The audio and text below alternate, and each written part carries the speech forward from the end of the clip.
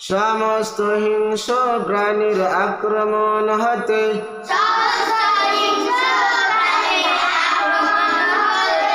নিরাপদ থাকার দুআ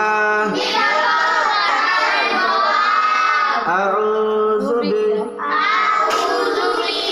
বিকালিমাতিল্লাহি তাম্মাতি মিন শাররি মা খালাক আউযু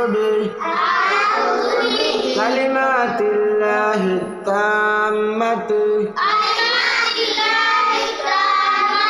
من شر ما خلق أعوذ بكلمات الله التامة من شر ما خلق